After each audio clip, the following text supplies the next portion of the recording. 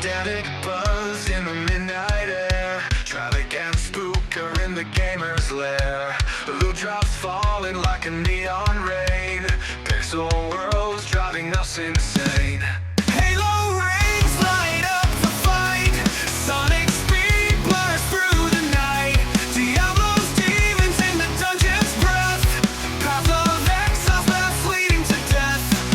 Live farming gossip in the glow. Digital whispers in the flow. EverQuest dreams keep us alive. Dead by daylight screams collide.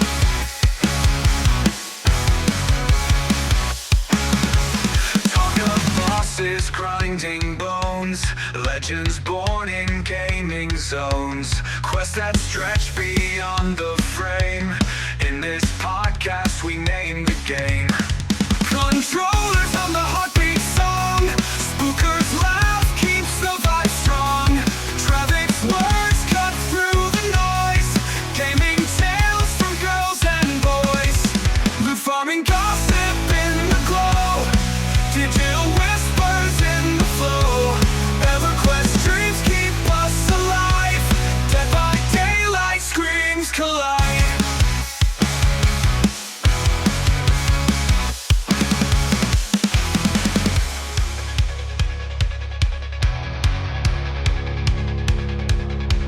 Controllers hum the heartbeat song. Spooker's laugh keeps the vibe strong. Travic's words cut through the noise. Gaming tales from girls and boys. The farming gossip in the glow. Digital whispers in the flow. EverQuest dreams keep us alive.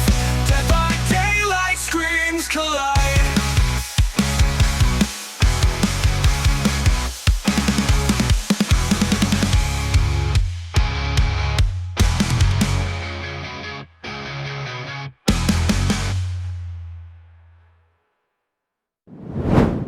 Hello, and welcome to another episode of Loot, Farming, and Gossip, where me, Spooker, and my co-host, Travic, are going to sit down and talk about a few topics. One being Diablo IV, new season. Next being Path of Exile 2, Expedition Drop. And the new season of Torchlight. Hello. So, to start off, I know we've said this many times, you are definitely into the Diablo lore and story and cinematics and all that good stuff. So you don't quite spend as much time as some of the other people playing D4 that, you know, play from start season to end season. I don't know how they do it. They're magical and mythical creatures, but hey, more power to them. If you like what you like, I'm not dogging you. I enjoy the game as well. With that being said, the new season drops on Tuesday, June 30th. Yeah, it's crazy.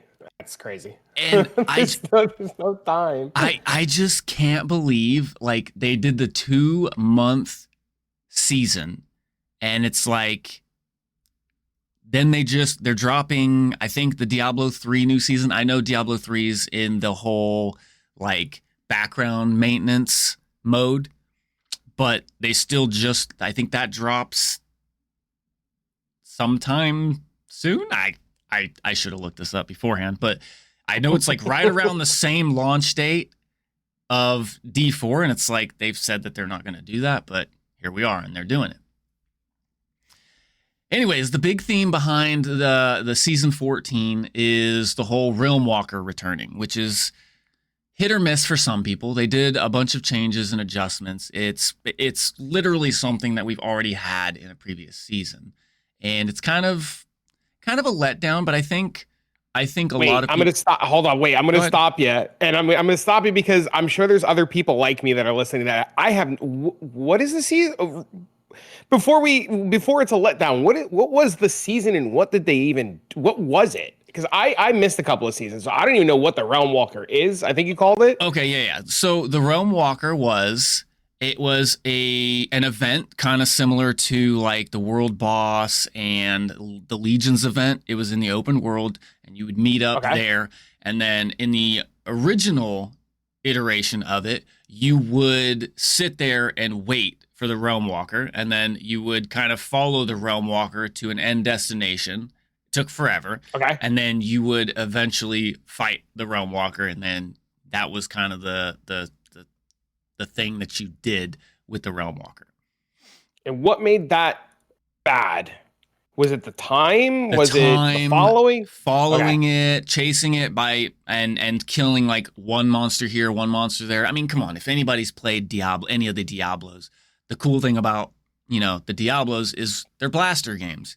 You go through, you kill, you slay a bunch of demons, and, you know, you have fun doing it. Well, in this particular iteration, you're just following this big monster while killing a monster here, maybe a monster there. That sounds absolutely terrible. So they're not changing. So you're saying that it's coming back for the new season on Tuesday and nothing's changing? No. They are changing stuff. They are definitely changing. They took community feedback to that and they're changing it. It's going to be, they definitely made it better, which is why I understand the whole recycled content feedback look at it. Okay. You know, like, okay, we've already had this. We don't want it again. But at the same time, you know, I can understand they've changed it.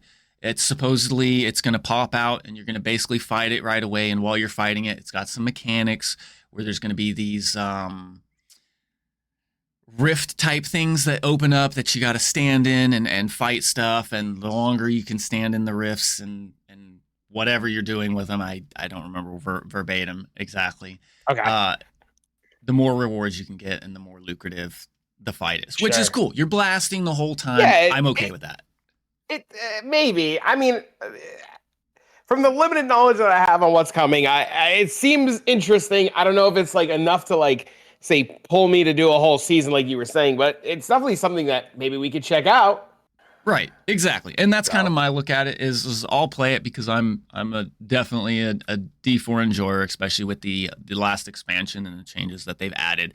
It's the base game, obviously, you know, pay to win here, but the base game with the expansion, unfortunately, the new content that makes the game so much better is locked behind the expansion. But I mean, even D2 was that way, right?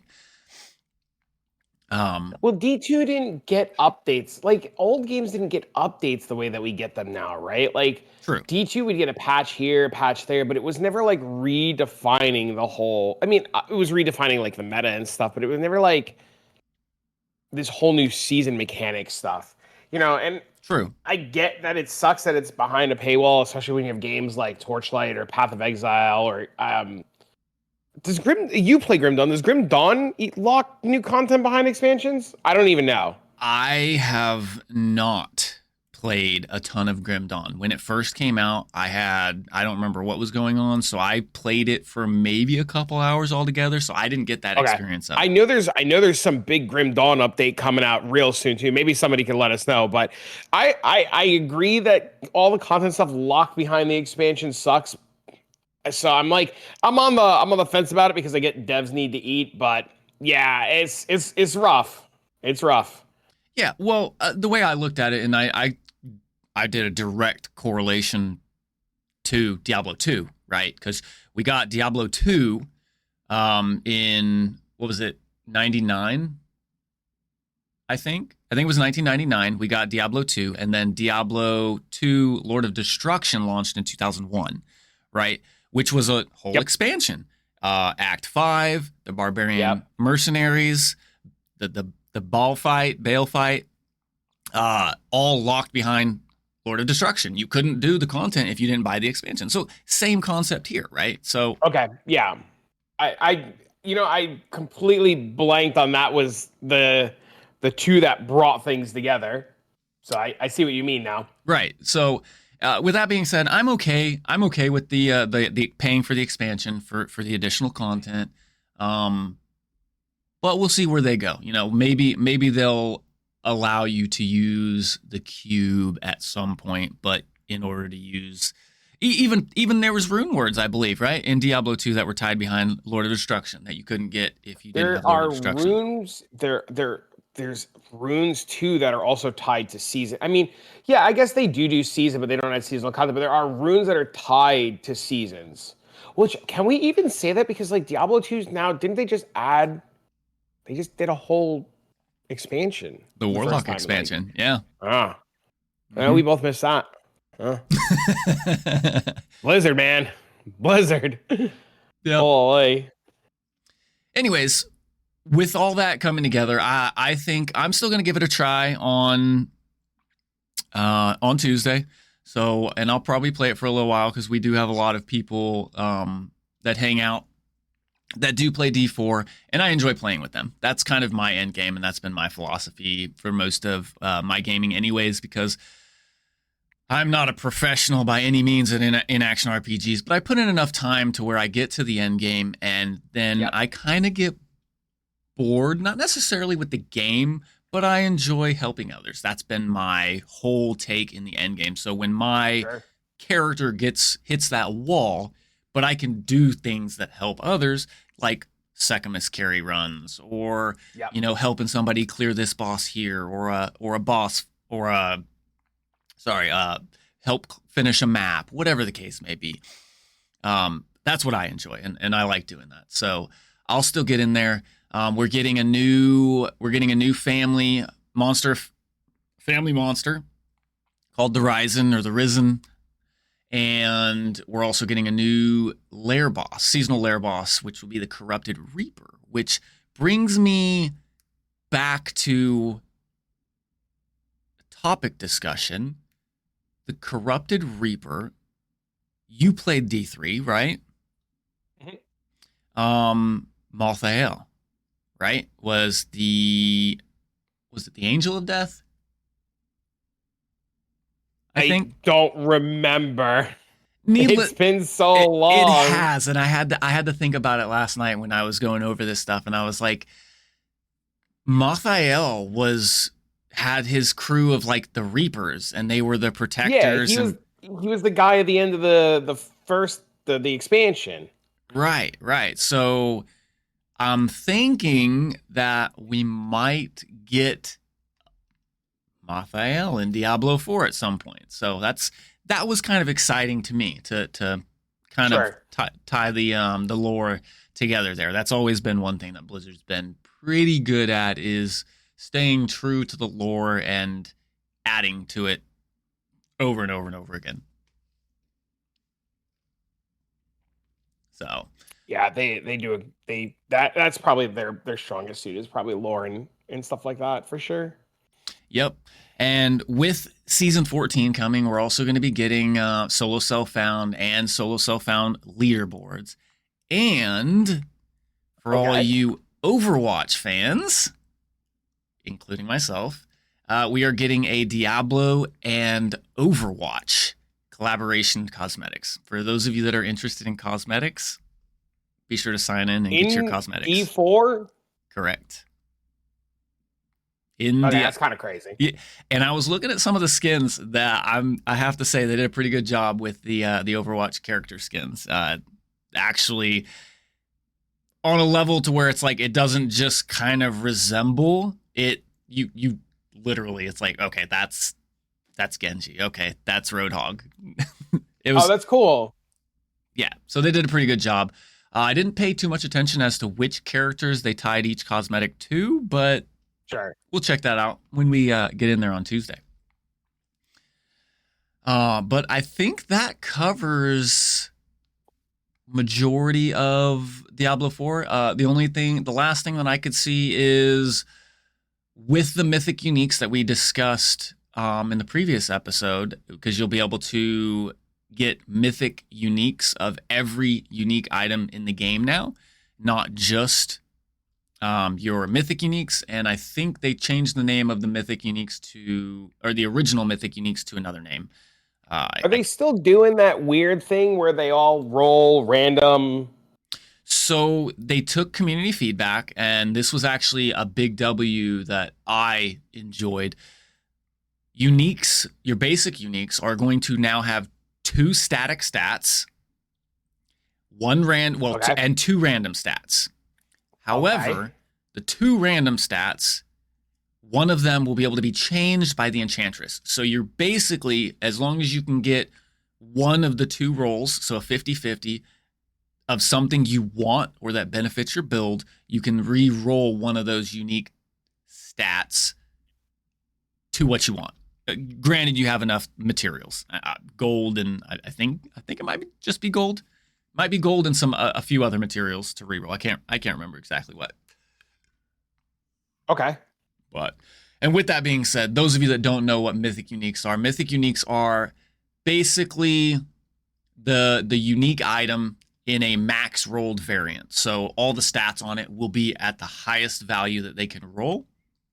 And when you re-roll them or you add anything to these mythical uniques through the cube and whatnot, those rolls will also be maxed. They did confirm that. So that'll be really cool. It'd be nice putting together some min-max builds and builds that use uniques, making sure you get your perfect mythic with the perfect stats that you want on them. Now, one limit... It's going to be interesting. It's definitely going to be interesting. The one limit that I did see that I was on the fence about is that you can craft mythic uniques, but you can only... Can't? You can. Or you can? You can. Oh, C-A-N. Yes, you are able to. Okay. However, if you craft them, you can only wear one crafted mythic. The rest, you'll have to be dropped. That's fine. Right. Yeah. It was just, I was on the fence. It just depends. We'll see how it feels. Like how hopefully they're not as common as the mythics were in season 13, because I think I had upwards of 300 plus shards to craft mythic uniques. Sure. Because they were just dropping like candy, which I think is another reason why they went ahead and added these in this way. So we'll see. Sense. We'll see. But I'm excited for the Diablo Overwatch collab. That's definitely, I'm a big Overwatch fan as well. So that'll be fun. Be nice and exciting. Anything else you wanted to add about that? No, it sounds like what time is it going live? I think it's typical Blizzard, early, right? Late, 8 o'clock at night. I don't have they've been doing 4 p.m. I think Eastern time. Is it that early? Maybe it depends on what's going on on Tuesday. Maybe I'll try it. Yeah, I don't remember, because I'm gonna log in when I get home from work, and more than likely it'll be live. Yeah. Exactly. I get it. Exactly. So sure. Anyways, we had a crazy, I don't know whether to call it a shadow update, a shadow drop, but GGG, round of applause, has done it again. And they dropped a massive content drop for Expedition. Something that I was curious about. We knew an update was coming, but right. They told us it was Breach. See, that I didn't know.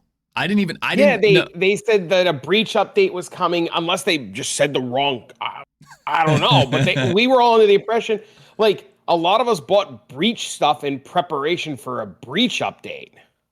Oh, is that why Breach shit went up? That makes sense now. Yeah. Because I was running Breach, and I was like, it was relatively affordable for me, and then all of a sudden it would doubled in price. I didn't know. Because last week when they did the update, they were like, oh, we want to make some more changes to Hives, and Breach stuff's coming, and that'll be an update next week. So we were like, oh, well, Hives and Breach, that all makes sense. Mm-hmm. Okay, so hence the word, I guess, fits and suits the case. They shadow dropped Expedition. Nobody saw that one coming. The crazy part is they released the information. They're like, Expedition update's coming. And you're like, that's insane. And then you're like, wait a minute. There's a Path of Exile 1 league starting in 12 hours. Uh-huh. Or like 24 hours, something like that. Within 24 hours, a Path of Exile 1 league was starting. Totally. So you're like, okay, maybe this is on Monday. So like you get this information that the updates come at like 7 o'clock at night Eastern or 8 o'clock, whatever it was, and you're like, okay, but tomorrow afternoon there's a PoE1 league, and then at midnight or like 1 a.m. Eastern, my phone is going insane because my friends are calling me. They're like, get out of bed, the update dropped, and I'm like, I'm going to bed. What do you mean the update dropped? And they literally released the expedition update like 1 in the morning Eastern. Yep. Pretty insane, but I gotta give it to them. I gotta give it to them. They are cooking, and the funny part is not the day of, but the day before the whole expedition drop. I was actually asking people about expedition, as far as like, we have a tree for all these other mechanics, but where's our tree for expedition? Did they just forget about it? Did they just not incorporate it, or what was the deal? And then come to find out, surprise. Yeah. Well, the idea was that we weren't going to get an expedition tree because expedition was the league mechanic, and you normally don't get trees for the league mechanic. Well, Sorry, go ahead. Well, because like there's so much stuff hidden that we found. Like we found like expedition tablets and stuff. So like we knew they had stuff planned for when it wasn't a league anymore, because like they would have given us the tablets now, Right. Well, because some of the nodes, I haven't looked completely into the tree, but some of the nodes in the expedition actually specifically correlate with the actual league mechanic, right? Yes, all of them. Oh, all of them. All of them. So maybe they just said, forget it. We're just making this is going live. They said we're not. Yeah, I assume. Well, we knew that expedition was going to be part of the game because it's part of the main story, right? Right. Expedition like leads you into the ocean. The ocean leads you to Act 5. That's where you find the chained beast or whatever the hell it's called. Mm-hmm. So like we knew expedition was staying. So it makes sense that expedition would have eventually a tree and tablets. Right. But I guess they like phrased it as it was the league mechanic, or the remnants were the league mechanic, because maybe it wasn't ready. Maybe.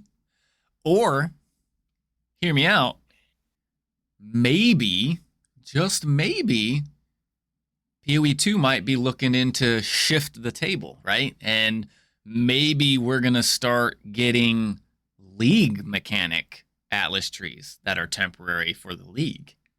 Well, we've gotten that in PoE1. They've experimented with that, where there would be like a couple of nodes on the tree for the league mechanics. Right, but I think the slight difference in this particular situation is in PoE1, the whole Atlas tree is basically one ginormous Atlas tree where you have to map out your destinations and where you want to go and what you want to get.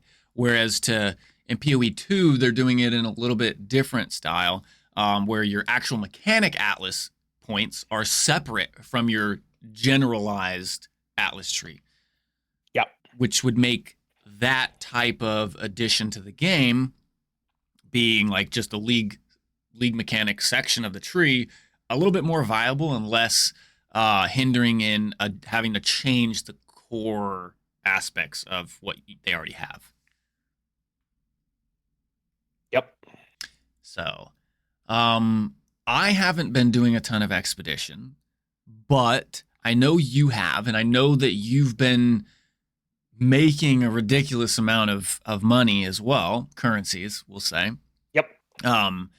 But before I turn it over to you, I do want to say that I went and ran the quest, the green item logbook, and I think I made between the drops,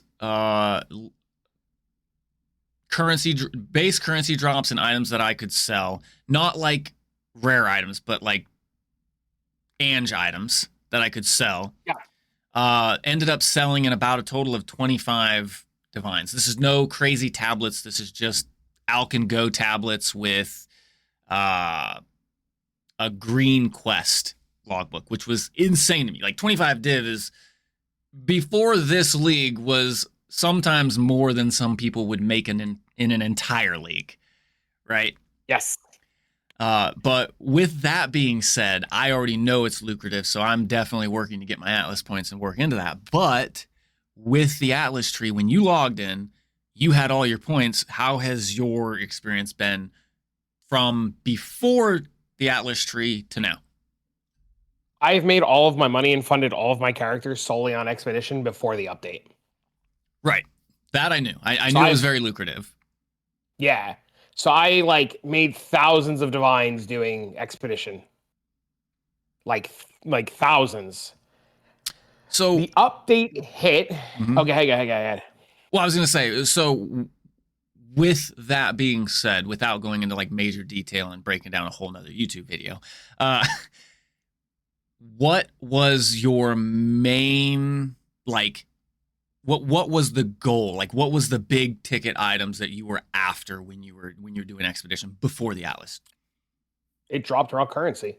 Literal just raw currencies. Yeah, and you got like bases that you could sell, uniques, tons of tablets, logbooks. Logbooks were very lucrative. There was the bosses. There's 4 expedition bosses that you can do. There's Medvev, Vorana, Uhtred, and Olroth. And they all have different things. So like Uhtred has the tuning fork quest, which most people don't realize. I don't even know if you know about the tuning fork. I've heard it in your streams a couple of times, and the only thing I can remember, because it stuck out like a sore thumb, was the whole like +9 to skills. And I was like, what? Yeah, so if you complete the full expedition quest line, like you do the whole quest line and you kill the tri-skeleton in the ocean, expedition updates, and you unlock additional quests.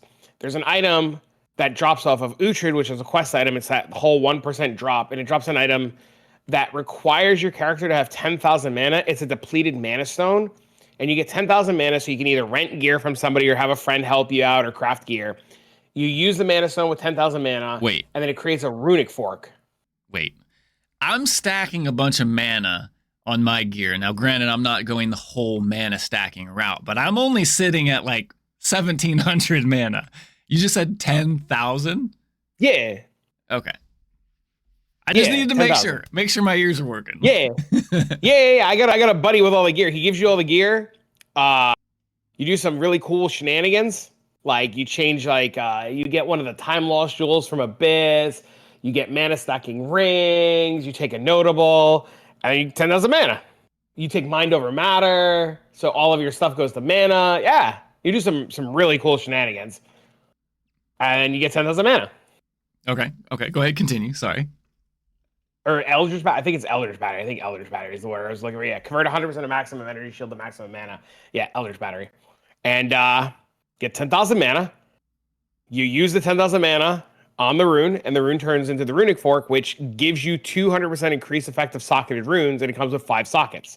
Then you runic forge it, you corrupt it, stuff like that. And the base runic fork is like 500 divs. And you can get 1 per character. So like I farmed one on my Titan. I farmed one on my monk. I'm working on one now on my infernalist, and I made like 1,000 divs doing that. Okay. Nice. And then all of the bosses have lineage gems, made thousands of divines farming lineage gems. You drop all the alloys. There's really good alloys that are worth a ton. There's good crafting materials that are worth a ton. There's all different kinds of runes that you can get. There's like Astrid's Creativity, which added additional crafted mods. There's the Cadigan one that gave you jewel sockets. There's one that added extra suffixes. There's all kinds of stuff in Expedition that you can get. And before the update, like a really good example is like before the update, like Astrid's Creativity gives you an additional crafting modifier. So you can use like 2 different crafts on an item. That would be like 10 divs, 15 divs. Now it's like 4, right? So like, right. Like there was a lot of room for money to be made, and then there's like all the socket bound stuff that you could put in, and there was tons of things that you could do. Right, and that makes sense. Like, and obviously with the Expedition Atlas tree, and I think some of the nodes and changing up your expedition, there's going to be things with rare drop possibilities that will be dropping a little bit more often with those Atlas nodes, and prices will maybe shift accordingly. But Mhm. with that being said, what exactly has changed, if anything, from before the Atlas farming to after the Atlas farming? A lot. A lot has changed. So remnants are better, or the Varisian remnants are better. Okay, wait. They have Remnants. God. Describe that. Remnants are large pillars with rune sockets in them that you find in a map. And once you've discovered the runes, you can transcribe the runes into the sockets. There's some restrictions to which ones you can describe based on how many sockets there are, but these can have 3, 4, up to 10 sockets. And depending on what base rune it starts with, you have recipes. So like you can get 10 divines, you can get +1 passive point, like literally getting an entire passive point. You can get +5% maximum mana, +5% maximum life. You can get 10 divines. You can get a mirror. You can get 3 divines. You can get all the different runes. It has everything. So the remnants are the physical embodiment of the League mechanic. So when you step out of Clearfell into the first area, and you run into that's your first time you run what's his name? Pharaoh. Pharaoh. And you run into Pharaoh, that's what you're talking about. Those are called remnants. Yes. Okay. Yes. They are Varisian remnants. Varisian remnants. Yeah, unless I'm completely wrong, then I'm just completely wrong and, a dumbass. So, it's fine. Okay. Anyways, continue. So, they've just made it so that they're more lucrative. So originally, your options were your options, and now you can corrupt them. And the corruptions have a chance to change them into anything, which is really cool. Mm-hmm.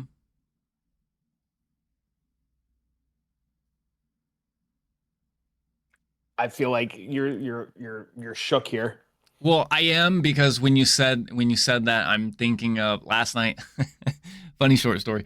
Last night, one of our buddies, shout out to Lolish, invited me and my buddy Gurney into a map.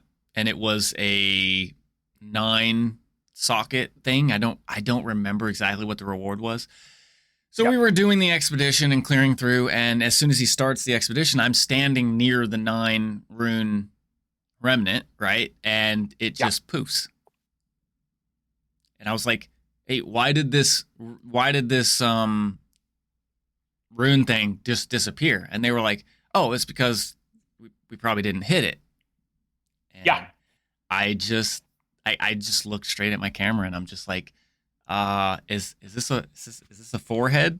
Is this a facepalm moment? And it was like literally a few minutes later when we were following the detonation path, and we get to the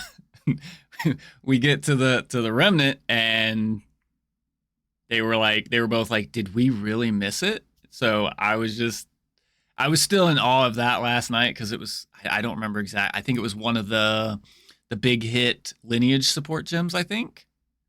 You can hit lineage support gems in there, right? Kind of. You can get good runes. I don't remember exactly what it was. Like I said, I'm still learning Expedition and what's potentially available in there. But it was supposedly a big hit that we brought multiple people in to hopefully get more than one, because we do know I do know that does happen. More people in the party, and sometimes you'll get the duplicate reward from the remnant. So that's what we were after, but we completely missed the remnant, which hurt. I felt it in my soul. Yep. I think the biggest thing I've hit from a remnant was 3 perfect currencies that were worth about 10 to 12 div. So I would say the remnants are very lucrative if you hit right. So I think they did pretty good with the seasonal mechanic, the league mechanic. Yeah, I agree. I think it's fantastic. I'm hooked out of my mind, is the best way that I can think to describe it. Well, on a side note, I will say that I am on. I know some of you guys are gonna laugh. It's okay. I'll laugh with you. I am on my highest level character since PoE2 launched, at level 95. That's great. I think I'm at like 25% of the way through 95. That's great. Why is that bad? Yeah, I didn't say it's bad. It's just a laugh because, you know, a lot of people there. The last season with the temple, we had many level 100s. I didn't touch the temple. Yeah, but you can't compare that. That doesn't count. Yeah. The temple was like a big anomaly, you know? True. So. But yeah, I think GGG did a great job. They've been hitting their updates left and right. And there's some things that I know a lot of people would like changed and fixed, as with everyone has their own opinions. But for me, I think they're doing a better job of treating it as an early access rather than like a full launched game. And I am loving it. Yes, I'm very, very, very happy that is what is going on. I think that has been absolutely fantastic. Yeah. Was there did we cut you? Did you finish telling the story about the after? I think we No, cut it's you fine. off. It's fine. It's good. You're good. You're absolutely fine. I don't remember where we were even going with it, to be honest with you. Well, I think the question is what's changed and the difference, and then you were getting to the whole up to 10 remnants. You were describing remnants, and then I cut you off because some people aren't going to know what you're talking about, and I just wanted to clarify that I knew what you were talking about, and we were going in that direction. Does that jog your memory, or are we just cooked? I think we were talking about the fact that remnants are so much better, and their rewards can be better because you can now corrupt them to do really cool things. Right. I think that's where we were at. I think it was you were describing because I had asked you what's the difference between before the Atlas tree and after the Atlas tree. Yes, that's where we were. Yeah, it's different because like you can manipulate expedition more now. Like logbooks are way more common. Verisium remnants are you can manipulate them with liquid verisium. Mm-hmm. You can literally change entire biomes in the ocean to literally be what you want them to be. So like if you wanted to farm like a grass area or a desert area, like all of my ocean biomes are now deserts because of monster effectiveness. Or you can do like swamp to get more perfect currencies. You just have so much more access to manipulation of what you want to do with the Atlas tree. Gotcha. And that makes sense because that's kind of how the Atlas points should work, right? Yes. Adjusting what content you like kind of to the way that you like, which brings me, without shifting too much, brings me to another side tangent note.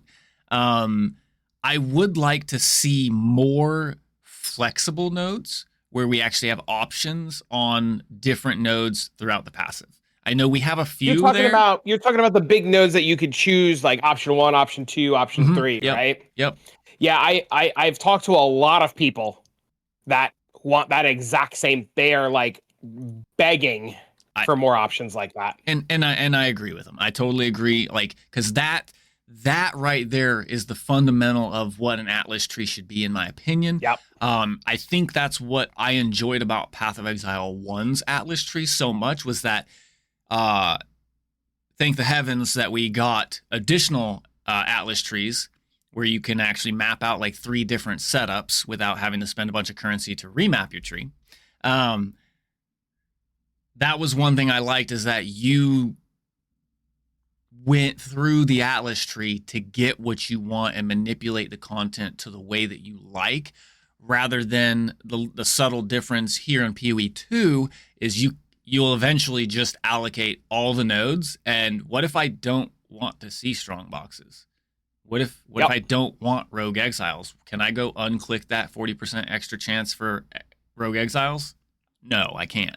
So I hope that they either give us an option to unspec points, or give us options to convert or block certain content. That would be nice. That would definitely be nice. A lot of the people that I was talking to last night were saying the same thing, that they like love the new Atlas tree because the PoE1 event's going on right now, and we were looking at the PoE1 tree, and while it's cool that they have these options to choose what they want, it's so much nicer to have everything. But like, it's kind of like you were saying, like you want to be able to do more, but so like here's the problem, like we say we want more, we say we want variety, but we all end up just doing the same thing anyways, right? To a degree, Outside of like certain people, we all end up just doing the same thing anyways. Whatever ends up being the most lucrative, for sure. Yeah. So, but there's a lot of people that are in agreement with you that they would rather have, more options. Right. And I'm not necessarily looking for like just more. I'm more directed towards like, I think they're trying to enforce variety so that like you get forced to play to get all the different contents. And because you can allocate all the nodes on the Atlas tree, it's not going to be like, oh, great, we got Rogue Exiles, we can't get anything good for them because we're not spec'd into them type of thing. So it feels less bad when you do get a content you dislike. Because I no offense to anybody here or whatnot, but I freaking hate the damn, Asmiri spirits. I hate them with a passion. The 50% movement speed, whatever the hell, isn't fast enough for me. You have to just, every time I get a damn wisp or spirit or whatever the hell they're damn called, they always decide to go the opposite direction that I'm trying to go. Every time. It never fails. I hear you. They do. They do indeed decide to do that. They have a mind of their own. Correct. But with that being said, when I do inevitably just suck up the L and turn around and follow the damn wisp, they do pay out because I have all the points into them as well. So it's not bad. I think just the functionality of that particular content is not what I like and could be adjusted to be, I don't want to say better because it is good. I just don't like being forced to change what I'm doing at the active moment. It hurts to have to turn around and feel like I'm running through the map 2-3 times, especially with Delirium. If your build's bad and you suck like I do, you have to rush the boss so you can get to the boss kill before your Delirium runs out, and then you got to run back through. Man, I'm just kidding. But needless to say, yeah. But I love the Atlas tree. I love the reworks. I love their dedicated editions, dropping content. That's the second big patch, big update kind of thing that they've thrown in since 0.5. It's been every week, which is phenomenal. Every it's week. Almost like they moved their whole PoE1 team back to PoE2. What you think?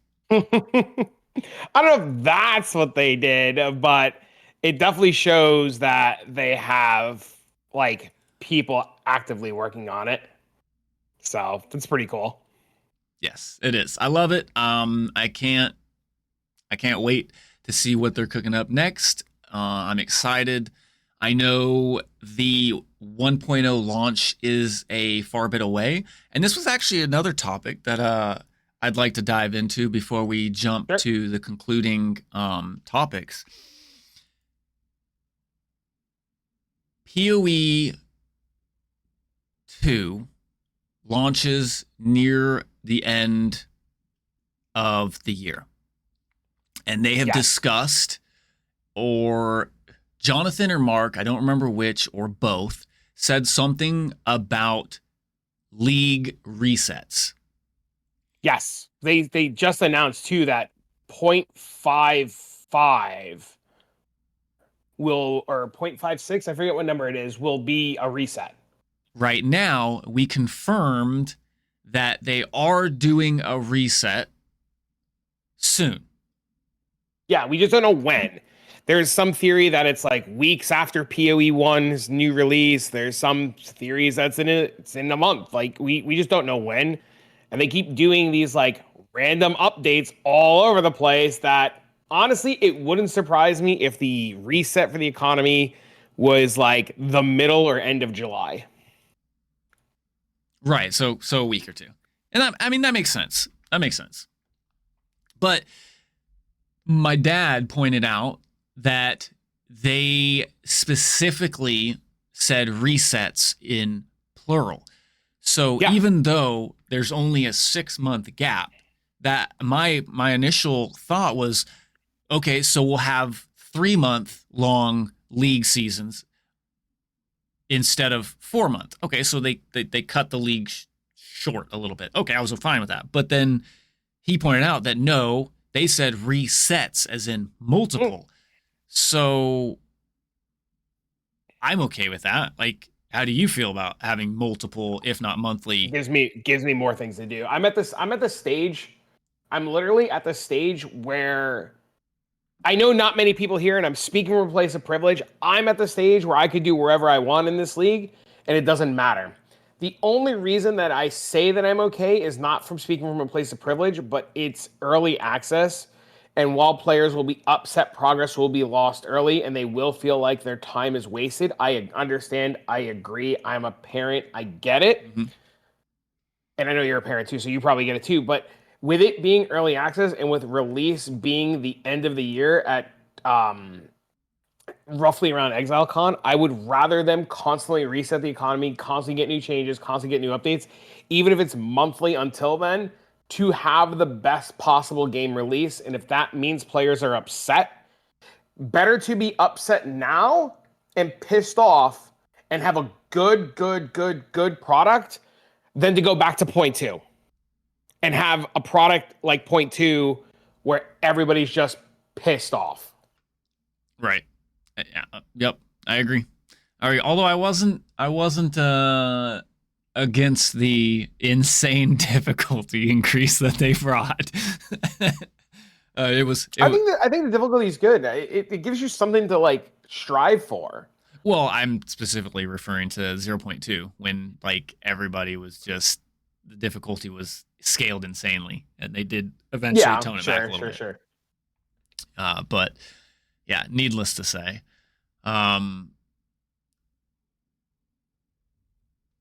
you have been called an exploiter on many faces and fronts. This league, yes. This league specifically. This league. Absolutely. Specifically this league, yes. Yes. Because of your current build. Why don't you go ahead and explain to us what your current build is and why you think people would be calling you an exploiter? Well, I know why they're calling me an exploiter. Okay, so in the current league, we have a new mechanic, which a lot of people either like or don't like or just plain out don't understand. Probably more of that There's a new mechanic. Huh? Probably more of that one. They just don't understand. Yeah, they probably just don't understand it because it's very confusing, right? So GGG created a system called Ward, and Ward is in a lot of different games. Right. Like a lot of different games. Like you have it in Last Epoch, you have a variation of it in pretty much every ARPG that you play. Runic Ward in Path of Exile has extremely specific text on it. Correct. That text allows you to do and manipulate the game in a very interesting, creative way, which is what I think Path of Exile is really about. Runic Ward in PoE says Runic Ward is the last line of protection, absorbing fatal damage instead of your life. So the first line on the box of Runic Ward says, instead of dying, Runic Ward absorbs your damage. Then states, if you take damage that would cause your life to reach 0, while you have Runic Ward, your life will then drop to 1, and Runic Ward will then take the damage. So you have to take a what's considered lethal hit for Runic Ward to trigger. So far, so good? Yep. You will still die if Runic Ward runs out. Right. It's basically what I call a reverse energy shield. So you deplenish your first lines of defense. Then once you would officially be killed in game, it then goes in the reverse direction of pulling from your ward. And then when your ward runs out, then your absolute last line of defense would be that 1 HP that they reduced you to. Yep.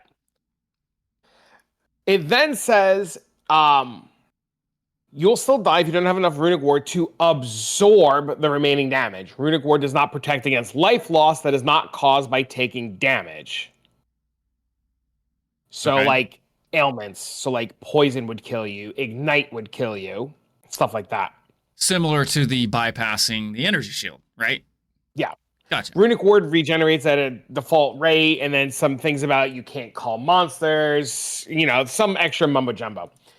So if you use Runic Ward, it gets around Infernal Flame from the Elementalist, or the Infernalist, so you have infinite mana. Runic Ward gets around Honor Loss inside of Sechemis, kind of how like Darkness does and Loyalty does. Right. So people are seeing me do these Temporalis runs where your Honor is 1, and if you take a lethal hit, you would die. But because I can't take a lethal hit, and Ward isn't coded towards Honor, because Honor counts your life, your energy shield, and your mana, I can't die, right? Like, oh, well, I can die, but I can't lose Honor, so I can't fail the run. So because I can't fail the run, people get upset, and I get called an exploiter. And then because I have infinite mana, I get called an exploiter. Will Runic Ward get changed? Every day that I play this game, I fully expect to wake up in the morning and my build and Runic Ward to be completely reworked. Am I okay with that? Absolutely. Right, yeah. So, I don't disagree. So you explained kind of how Runic Ward is bypassing the whole honor loss. Yep. Go ahead and explain to us the other two things that you mentioned, loyalty and darkness, I think. Yes. Darkness is the Chayula Monk Ascendancy. Right. That you can get, and loyalty is like a minion thing with Spirit Walker. So darkness, I don't have the monk in front of me. Darkness says that you have a base maximum darkness of 100. Damage taken is reserved from darkness before taken from life or energy shield. And then darkness reservation lasts for 5 seconds. Okay. Right? So you can increase the amount of maximum darkness. You can do all this stuff. And you can scale it so that your darkness will reserve all of the damage you take from your life or energy shield before anywhere else. So as long as your mana does not absorb your damage and your life does not change, darkness protects you. And that was changed, and now it works again. I don't know why or how what was changed for it to work. I think there was something to do with an absorb line being removed or something like that with Temporalis. I don't know the exact details, but I do know darkness works and prevents honor loss. Right. And then the other one is loyalty, where if you have 10 minions, all with the loyalty support, that will not die, the minions take the damage, you don't take the damage, your honor doesn't move. So, again, just a short recap for people that may not understand. The fundamental of honor loss is tied to life, energy shield, and mana. For those that are taking, to my understanding, taking the nodes where you take damage from your mana pool first, or you take a percentage of your damage from mana. However it is. So if it's not tied to one of those three things, it is therefore bypassing the whole you're losing honor. So in loyalty, your minions are taking 100% of your damage with 10 minions, 10% a pop. Therefore, you're not taking damage from any of your pools, preventing honor loss. Darkness is similar in the same fashion of ward, where it's not pulling, your damage is being absorbed by the darkness before your life or energy shield. But I think mana can still get you cooked if you're taking damage from your mana. And then now we have ward, which is not tied to any of those three and taking all damage before your life, energy shield, or mana wood, correct? Yep. Yep.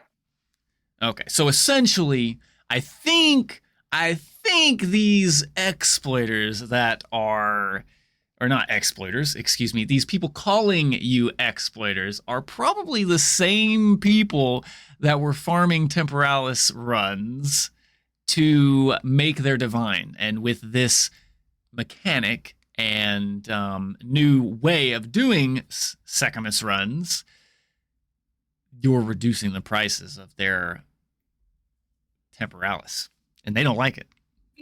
Yeah, a lot of it, there's definitely a lot of like weird Mirror Mafia stuff going on, right? Of course. And there's just a lot of people that are just unaware of what's going on and just scream to scream. Mm-hmm. And then there's for sure people that like we were saying earlier that just don't understand how Ward works at all. Right. And they're just saying random to say random. Absolutely, and you're not wrong. And I think the way you found it out by another source, like you weren't even the original person that found this. You found a build and you kind of manipulated the build to your own liking. But the way that the runic ward works is you're running Chaos Inoculation, right?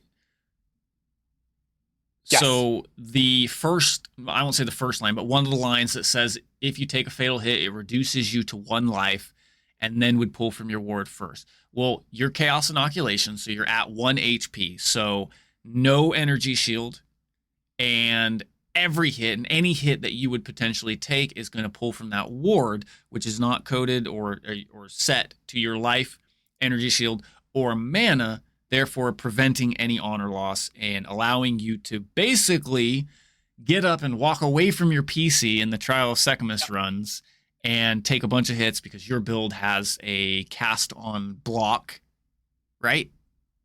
Yep. And so basically it's almost 100% chance to complete that Temporalis run with 1 honor. Obviously, there's some fundamentals behind the build that you have to fix, you know, like you were saying, bleed, chaos damage, or not chaos damage, but poison damage, and some other mechanics. Ignite, that's it. That you have to fix, otherwise that will still pull from your honor. But still cool. I love the fact that we can take pretty much any skill, any build, any class, any ascendancy, and turn it into a build that can then clear all the content in the game. And it's absolutely awesome. I love it. You know, I love that. That's the world of Path of Exile, is finding these ways and loopholes and manipulations of the game to be basically do things that we want to in the game that may at a base level not be able to be done. Yep. That's definitely the beauty of it. Yep. Big variety and being able to do a ton of different stuff, in which is so awesome. And that's one of the things that I love about the game. So I did notice that there was a few other things that they added in this snuck in expedition update, right? Yes. I think there was a big change to unique items. And Go ahead. I think it's phenomenal. Like I'm so ecstatic to be able to try some of these unique items with the new change.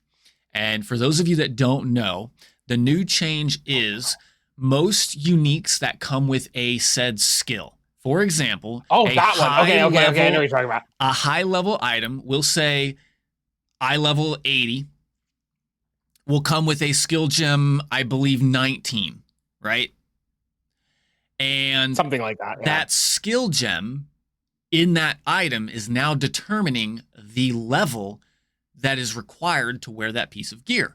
Well, with this update, they changed that. So, for example, the Ravenous Staff for the Righteous Fire-like companion skill that swirls around you like Righteous Fire was typically going to be required level 78. Wow.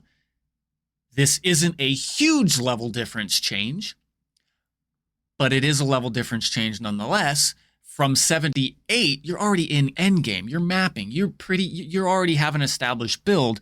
So you're going to have to change and manipulate so much more in order to swap into this build, potentially. Like, obviously, there's ways you can roll yourself into builds and prep yourself for other builds for a reroll, essentially.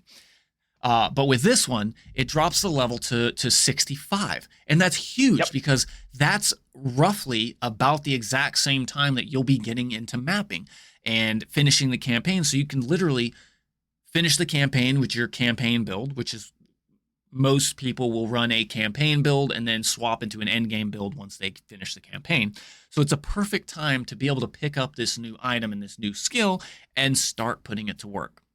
My dad's been using that build and he said he loves it. It's an awesome build. It's insanely tanky, which is the perfect kind of build for my dad. He loves being tanky because he doesn't want to have to worry about dodging that stupid mechanic. So I am a big fan for that. Like a big one, what is it? Life Sprig, I think was another big one where it's like, now I have to be like level 70 something to use my Life Sprig, which is like a level 1 unique, by the way. So needless to say, that change I think is a phenomenal change, and it will allow a lot of these end game dropped uniques to actually be used for what they were intended for, which is a twink version. Well, not a twink version, but a twink leveling unique. Because it's not something that's necessarily going to be insane for end game, but hey, if I could wear this at the level of kind of where you would, it would be an insane piece of gear and help you tremendously. Yeah, it also makes shopping for like low level gear a lot easier too. You don't have to like worry about, oh my god, I bought this thing. It requires level 90, but it's a level 1 weapon, like the Life Sprig that you mentioned. Exactly. So definitely great changes. They're cooking. They're doing a solid thing. Did the temple get something new?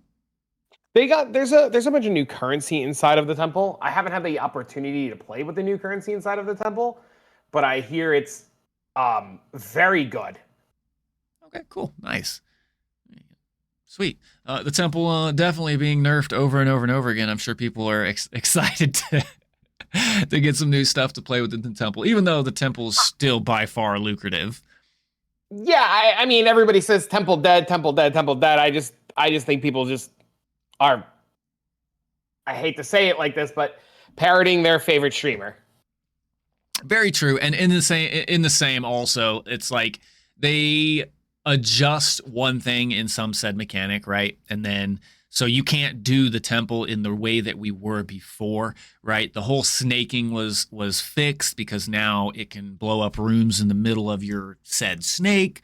So while that particular avenue of investment is changed, people just find a new one. And I think that's the awesome thing about it being in early access and having these rapid fire changes. This league is making a big change into how fast they can progress through the current state of the game to give us more content like they have been, and not worry about, well, is this going to upset people? Is this going to hurt people? It's a no, whether it upsets people or hurts people is not the intended scenario. It's going to happen regardless of what they do, because you always have two sides of the coin, and you're going to have people that want change and you're going to have people that don't want change. And they're finding a solid middle ground where they're pushing out updates and content that is both good and bad, but a balancing act that GGG has been handling in an insanely great way. Yes, agree. But yeah, I'm excited to see what they cook up. I'm super stoked. They're doing an awesome job. If they continue the rate of these weekly updates, can you just imagine the amount of content and changes and adjustments and just the things that we're going to see in the next 6 months? I mean, it's they're so confident in what they're doing that they're like literally releasing a major update while a PoE1 league is starting, like a PoE1 event is starting. Like, that's crazy. Right. Like, that's crazy.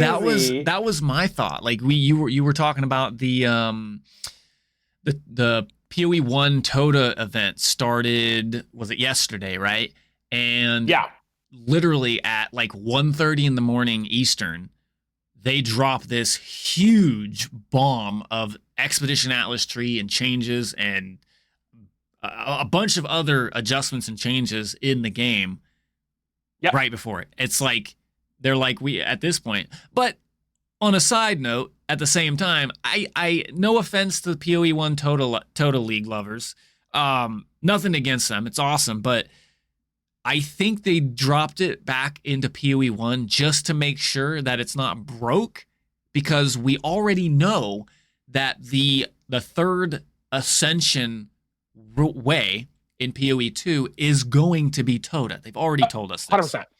So I truly feel that this is just going to be like a testing standpoint to make sure everything works, so that they can either port it in or start porting it in, because we were supposed to get Toda in 0.5. At least that's what I remember hearing. That's what they said. Yeah. That's what they said. And then all of a sudden, like, it's not ready. It's art assets. It's this, it's that. And I mean, that's fine. Like, I'm not going to be upset if they're not confident in it being up to standard. I'm not going to argue with them, right?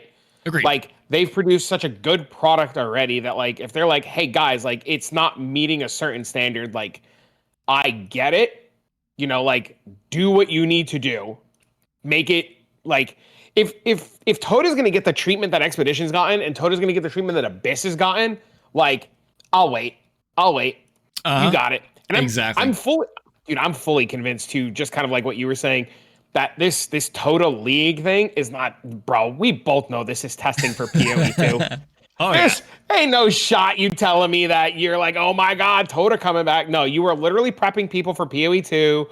You just want people to know what's going on. There's no ifs, ands, or buts about it. Right. And either way, I'm excited. And in comparison to delaying things, the Druid was delayed as well, because they were in animation hell. And I have to say, the Druid skills, because they're obviously not completely tied to just the Druid, but the shape-shifting skills and the abilities that came with the talisman for the Druid are insanely well done. And so absolutely. Props to GGG. Good job. Because if that's the kind of commitment and quality that you're committing to, I 100% trust your decision with delaying whatever content you need to delay to make sure that you deliver that type of quality content. So I'm down for it. I'm ready. I'm ready for the road and the ride along the road all the way to release. And let's get it. Let's get in there. Yeah, I can't wait. I'm full steam ahead. I was so excited for like what's coming out, that like when the Toda League was announced, as excited as I was for Toda, like it was like there had to have not been an update this week. That was the only way that I was like going to even like remotely consider trying it. Mm-hmm. And before I even knew it was an Expedition update, I was like, as long as the Breach update's like a 5 out of 10, I'm just playing PoE2. Like I'm full steam ahead, you know? Yep, I agree. And then boom, it's not Breach. Yeah, I know. And it ended up being the mechanic that I loved so much. I'm like, dude, there is no. The only thing I will say is, I really, really, really wish that instead of it being a full league, or a mini league like they're doing, I really wish that, and I understand why they didn't. I really, really, really wish they would have done like Infinite Toda, like how they used to do the old Infinite Delve leagues. Right. You know, you start level 1, you're in the area, they give you a little item to get rolling. Mm-hmm. You know, I wish they would have done that. And I understand they probably didn't have the time to make that and put that all together. So I'm not going to like be upset. Right. But I wish they would have done that instead. So. Hey. You never know what might change on the port over to PoE2, because we've seen them cook up some pretty good stuff.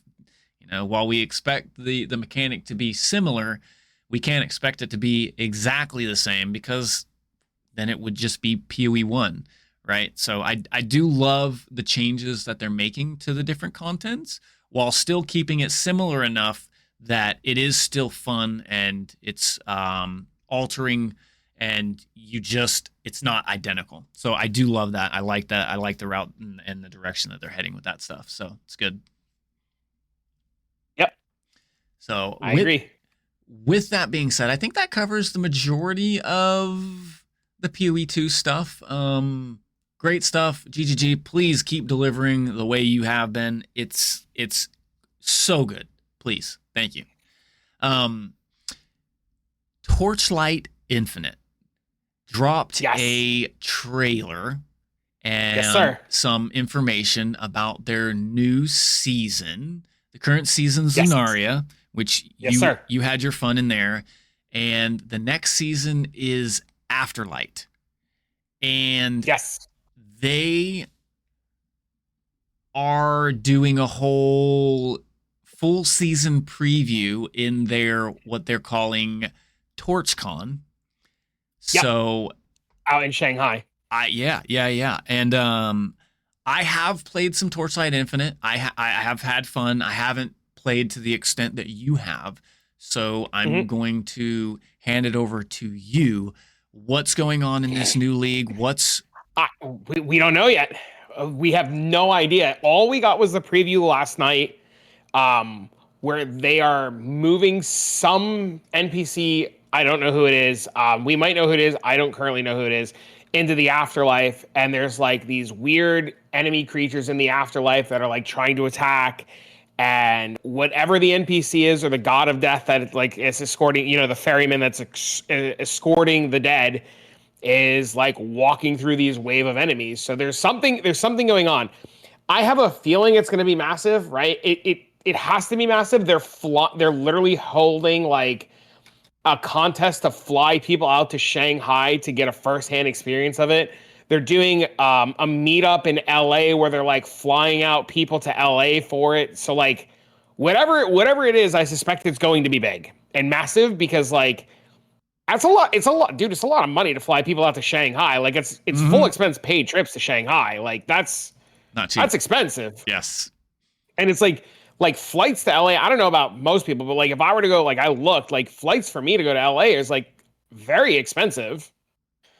Oh yeah, not cheap at all. That's something that must be working on something big in order to be pushing out that type of Now I'm getting told I might be wrong about the flights to LA, but to my understanding there might be flights to LA. I don't know. Don't quote me on that one. I'm just being told. So, production in the background screaming at me. You're like, shut up. My bad. Well, needless to say, Torchlight Infinite is a fun game. It is free to play. A lot of people in controversy will talk about the pay to win aspect of it, but in reality, if it's a game you enjoy, it's free to play. Yeah. You can. Same thing with Path of Exile 1. It is free to play, but most people will scream there's some pay to win in it as well, which like paying for stash tabs, it definitely the whole Ange aspect is pay. You're paying to be able to sell stuff. So, bro, I bought stash tabs last night in PoE. Dude, I bought the Expedition tab. Dude, there's so much loot coming out of Expedition. I couldn't store it all, dude. I was talking to my friends. I was like, bro, what do I do with all this? They're like, you could buy a $4 stash tab to store all that shit for you. And I was like, brother, it's only $4, brother. And I'm like, you right. They got me for $4 last night. Yep. They got me. So, needless to say, though, great games. I enjoy the action RPG genre, and I love the fact that there's so many different action RPGs that are competing in the scene. It's forcing all of them to have to step up or step out. And I love that mentality. It makes the gaming genre so much better because they know if I don't do something big to draw my audience back to my game, they're just going to stay over there in your game. And now I'm losing money. I'm losing competition. I'm losing to the competition. And it to me, brings a much better balance into, we'll just say, the old school ways of PoE1, where it's like we put up with a lot of the bullshit in the game. That can be taken in many different ways, but to me, it's like there's excessive things you have to do in PoE1 that could be improved via quality of life. I'm not asking for like major changes, balancing, or I'm not asking for like major stuff, but just quality of life things. Like, for a small example, and this even is true to PoE2, like, why the hell do I have to log out to switch from my controller to my mouse and keyboard? Yeah, I don't know why that's the thing, bro. I'm with you. So small things like that. It's like a lot of the other games are doing it. Some of them are doing it simultaneously to where you can actually literally like use the keyboard and the controller at almost virtually the same time, or just seamlessly switch between the two. Needless to say, that's the kind of quality of life that I'm talking about. Nothing crazy. So there's even things like loot suction. Oh yeah. Like just like, or like looting from a further distance, or like there's so many little things. Like, why do we still need ID scrolls? Well, yeah, It's like it's such little things that can be changed that would have like the biggest impact. Yeah, just give us a spell, that automatically identifies our stuff. Yeah. Yeah. Anyways, definitely good. I love everything that's coming to the different action RPGs and their genres, and I'm excited to see where they go next. Yeah, we are eating good. We are eating good. But with that wraps up this episode of Loot Farming and Gossip, and we'll see you in the next one. See you in the next one. Bye, guys.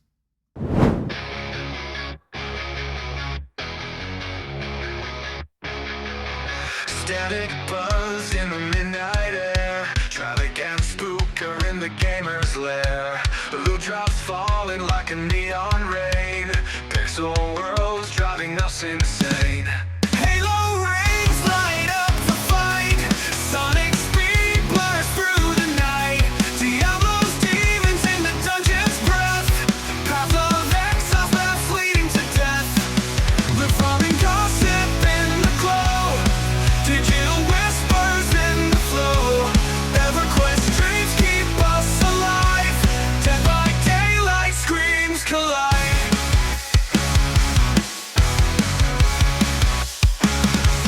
Talk of bosses grinding bones. Legends born in gaming zones. Quests that stretch beyond the frame. In this podcast we name the game. Controllers on the heartbeat song. Spooker's laugh keeps the vibe strong. Travic's words cut through the noise. Gaming tales from girls and boys. Loot farming gossip in the glow. Digital whispers in the flow. EverQuest dreams keep us alive. Dead by daylight, screams collide.